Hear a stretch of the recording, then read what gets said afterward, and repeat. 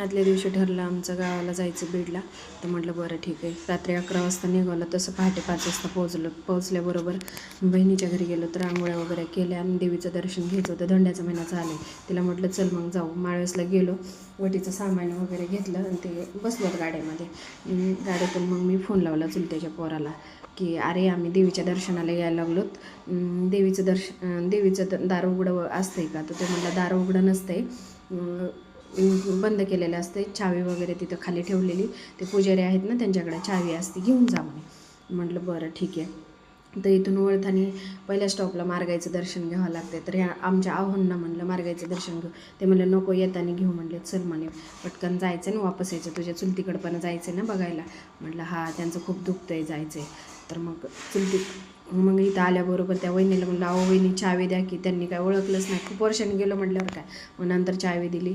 मग आलो चावी घेऊन रस्त्याने. त्या सायलीच्या पप्पांनी गाडी इथंच लावली होती, गाडीला सावलीला. मग तिला सायलीला म्हणे चल जायचं आहे वरती आपल्याला. मग आलो तर आम्ही.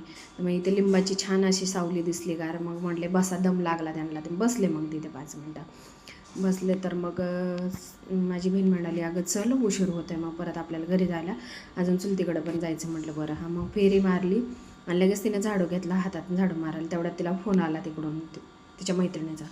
मग मला सांगितलं कशी कशी ओटी भरायची. तर मग तशी मी ओटी भरली. बताशे वगैरे, धोंड्याचे महिने ना, मग बताशे वगैरे घेतले, त्याच्यावर पीस वगैरे झाकून नारळ ठेवलं. मग तिनं पण ओटी भरली. तिनं पण मला जसे सांगितले तशीच भरली. आणि मग म्हटलं ठीक आहे चला आता आपण बसूया. म्हटलं 5-10 मिनटं बसलोत आम्ही.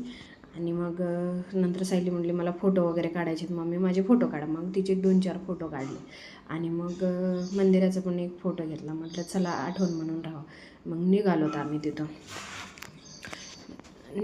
तर मग तेवढ्यात आमच्या हो म्हणतात इथं राहायला किती छान आहे. मग मी म्हटले राहा मग तुम्हीच येते, आम्ही जातो पुण्याला. मग म्हटले हा माझे तिथं माय बाप सगळे. तर म्हटलं हा आम्ही सांभाळतो. मग जाता इथं वांगे दिसले शेतकऱ्याचे नारळाचे. मग सायली गेली लगेच तोडायला चालू केले. अहो पोरींनो न्या ना म्हणे, तुम्हाला काय ओळखत नाही का म्हणे. मग गेल्याबरोबर चुलती दारातच होती. हे पा आली चुलती, तिच्या 2 सुना, माझी बहीण. तिचा काय स्टॉल खाली उतरत नाही.